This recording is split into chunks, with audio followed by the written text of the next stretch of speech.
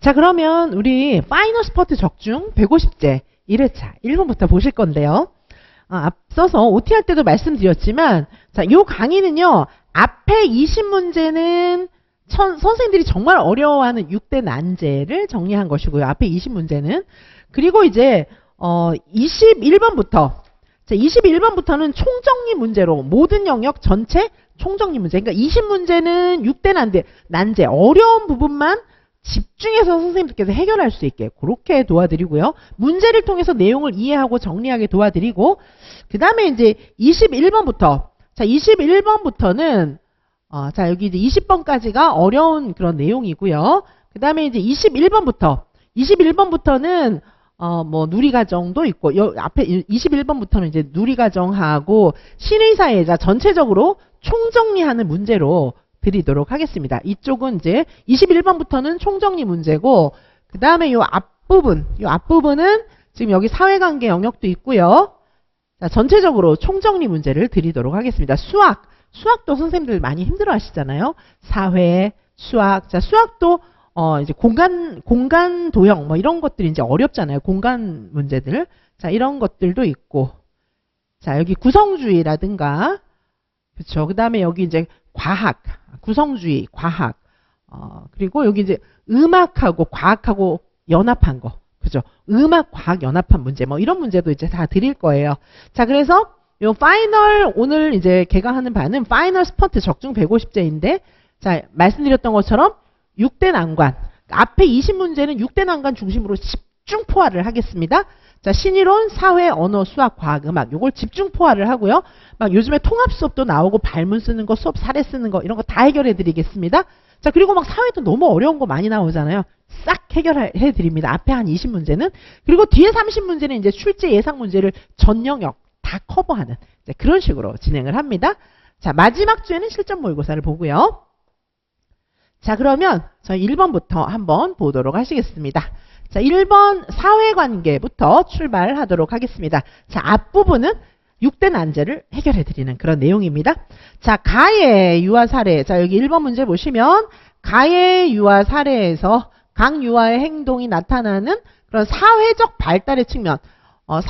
사회적 발달의 측면인데, 요 지금 가는 사회성이고 나는 사회화예요. 자, 사회적 발달이 여러 영역이 있지만 우리 유아들에게 정말 중요한 게 사회성, 소셜라이제이션, 사회화. 똑같이 사회자가 붙지만 사회성하고 사회화는 많이 다릅니다. 자, 그래서 여기 민수 사례를 좀 보시면 민수 어떻게 하고 있습니까? 자유놀이 시간에 친구들과 블록놀이를 하고 있는데, 자, 다른 친구들과 함께 탑을 쌓고 있죠. 그러면서 아이디어 공유도 하고 서로 웃기도 하고 다시 시작하기도 하고 친구들하고 상호작용하면서 즐거움을 느끼고 협동하는 방법을 익혀나간다.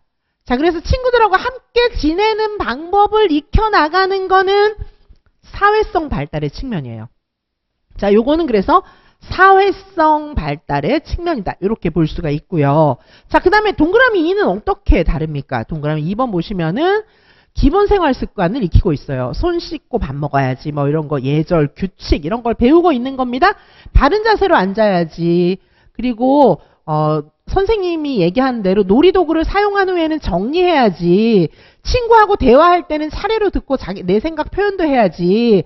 이러한 과정을 통해서 사회에서 필요로 하는 예절을 습득해 나간다. 요거는 예절을, 규칙, 규범, 가치관, 태도 뭐 이런 것들을 익혀나가는 사회화의 과정이다. 이렇게 보실 수가 있겠습니다. 자, 이해 가십니까? 자, 그럼 우리 해설 자료를 한번 좀 보실까요? 자, 해설 자료 첫 페이지부터 보신다면, 자, 일단 여기 모범 답안이에요. 모범 답안인데, 자, 여기 민수의 행동은 사회성 발달이고 소영이의 행동은 사회화의 과정을 나타낸다. 이렇게 볼 수가 있겠습니다. 자, 요 문장 안에는 키워드가 들어가야 돼요. 그래서 키워드를 저는 여러 개를 넣어놨지만 선생님들은 한두 개 정도 이렇게 집어넣으셔도 괜찮겠습니다. 자, 보시면은 어떻게 하고 있어요? 친구와 아이디어를 공유했다. 다른 아이들과 협력한다. 상호작용한다. 대인관계를 발전시켜 나가고 있다. 뭐 이런 키워드가 들어가면 사회성 설명이 되겠습니다. 자, 사회화, 소셜라이제이션입니다. 규칙과 예절, 사회적으로 적절한 행동과 태도, 사회 구성원으로서 가치와 신념, 자, 이런 내용들이 사회화의 키워드이기 때문에 사례랑 연결시켜서 요 키워드들이 들어가면 되겠습니다. 자, 민수 사례 여기 해설 자료에 보시면 친구들하고 블록놀이 하면서 아이디어를 공유하고 있다. 뭐 이런 거. 자, 그래서 우리가 피아제의 인지발달 이론 하우의 뭐 이런 이론을 보면은 또래 관계가 유아의 사회성 발달에 기여한다. 이런 이론들이 있었어요. 그죠? 조망 수용 능력, 사회성 뭐 이런 것들을 발전시킨다라고 하는 하우에와 피아제의 이론들이 있었습니다. 자, 그다음에 소영이 사례, 사회화가 되어가고 있는 그런 사례입니다.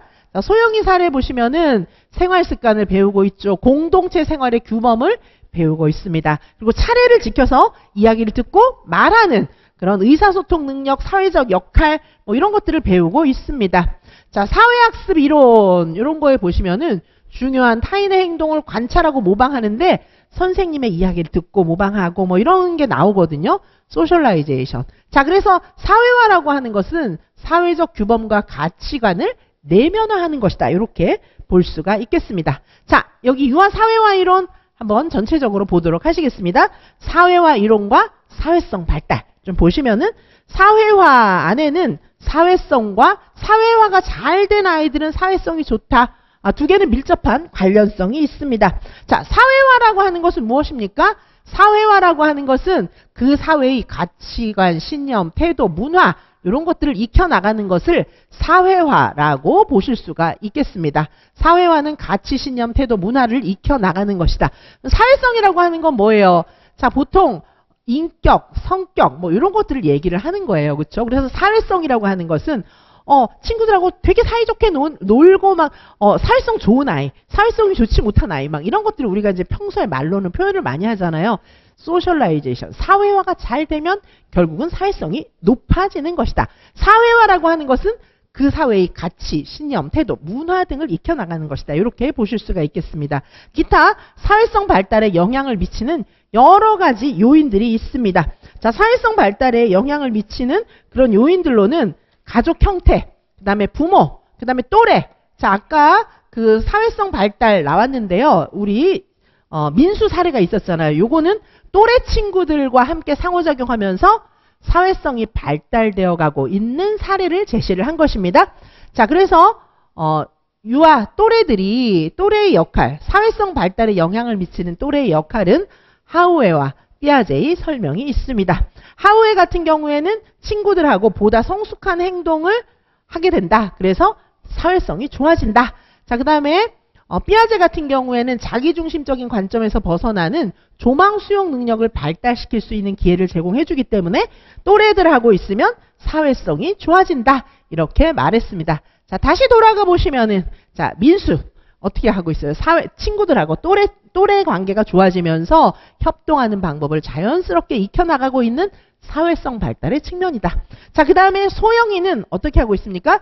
기본 생활 습관, 우리 반에서, 우리 사회에서 어떤 태도를 가지고 어떤 예절을 지켜야 되는지를 느껴나가는 거예요. 자, 내면화시켜 나가는 겁니다. 요거는 사회화, 가치관, 태도, 신념 이런 것들을 내면화해 나가고 있는 소영이는 소셜라이제이션, 사회화 되고 있는 것이다. 이렇게 보실 수가 있겠습니다. 자, 2번 보도록 하시겠습니다. 2번입니다. 나는 가트렐의 갈등 해결 사례입니다. 자, 여기서 세 번째 단계를 찾아서 기호를 쓰는 겁니다. 자, 우리가 이제 갈등 중재 모형, 코스텔릭의 갈등 중재 모형을 다 외우셨을 거예요. 중하여 대문실 이렇게 이제 우리가 외웠는데요. 가트렐도 중요하죠. 가트렐을 보는 문제입니다. 자, 그래서 세 번째 단계는 어떤 거예요? 브레인스토밍 하는 거예요. 아이들이 이제 어떤 의견이 대립되거나 문제가 생겼을 때 이제 이제 의견을 내는 단계. 브레인스토밍 하는 단계, 요게 이제 세 번째 단계가 되겠습니다. 그 단계의 내용을 사례와 관련지어서 설명한다. 뭐 이런 건데, 이제 일단 이 사례를 보기 전에 선생님들께서 가트렐을 많이 잊어버리셨을 것 같아요. 그쵸? 자, 그래서 가트렐을 보도록 하시겠습니다. 자, 가트렐. 자, 가트렐의 이론. 자, 보도록 하시겠습니다. 자, 여기 지문 해설이 있고요. 앞부분은 지문 해설이 있고, 여기 지문 해설이 자세히 나와 있습니다. 자, 보시면은요, 먼저 진정시키기. 자, 가트렐의 단계입니다. 진정시키기. 그 다음이 어떤 거예요? 문제 규명하기. 자, 그리고 나서 지금 요거를 묻고 있는 거죠. 해결책에 대한 브레인스토밍 하기. 요걸 묻고 있는 것이고, 자, 그 다음에 이제 실행, 또 추후 점검. 요걸 이제 이야기하고 있는데요. 지금 요건 이제 지문 해설을 먼저 써놨어요. 제가 지문 자세히 말씀드리겠지만, 선생님들께서도 요 내용을 보시고 나중에 따로 이제 공부하실 수가 있어요. 자, 먼저 기억 보시면은, 자, 기억은, 기억부터 이제 요거 좀 보도록 하시겠습니다. 자, 기억은 어떻게 하고 있는 거예요? 교사가 민수에게 무슨 일이 있었는지 말해줄래? 애들한테 이제 돌아가면서 이야기해 볼 수 있는 그런 기회를 주고 있잖아요. 그러니까 요거는 이제 문제 규명하기 단계입니다. 자, 이거 기억은 문제 규명하기 단계입니다. 그래서 무슨 일이 있었니? 막 이런 거 물어보고 있잖아요. 자, 그 다음에 니은 보시면은 잠시 숨을 쉬어보자 얘기하면서 애들이 막 다투니까 진정시키고 있잖아요. 자, 그래서 여기 니은은 진정시키기가 되겠죠. 니은은 진정시키기. 문제 규명하기, 진정시키기. 자, 그 다음에 이제 디귿은 뭐예요? 디귿은 이제 수업이 다 끝났어요. 수업이 다 끝난 다음에 자, 어땠니? 막 물어보고 아이들이 이제 어떻게 했는지 막 이런 얘기를 하고 있어요. 그쵸? 그래서 요거는 이제 추후 점검해보고 뭐 이런 단계라고 볼 수가 있겠습니다. 자, 그 다음에 여기 아이들이 서로의 제안을 결합해서 막 제안을 먼저 했다는 얘기죠. 여기가 이제 브레인스토밍. 자, 브레인스토밍이 막 제안하는 그런 단계잖아요.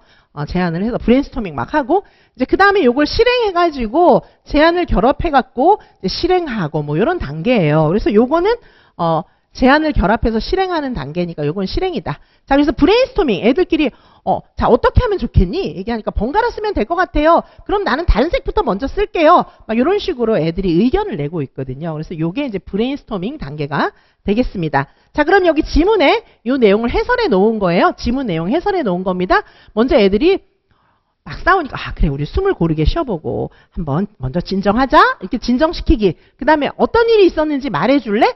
친구 2명이서 빨간 색연필 내가 쓰려고 그랬어요. 내가 쓰려고 그랬어요. 막 이렇게 얘기하고 있잖아요. 자, 그 다음 세 번째 단계는 해결책에 대한 브레인스토밍 하기예요. 그래서 아이들이 막 서로 의견을 냈어요. 자, 의견을 내고 나서 이제 해보는 겁니다. 자, 진짜 해봤더니 서로 양보하고 해결책을 찾았는데 너무 잘했다 이렇게 얘기한 거고 나중에 이제 수업 끝나고 나서 그래 이렇게 해보니까 어땠니? 되게 좋았어요. 막 이렇게 얘기한 사례가 나오잖아요. 그쵸?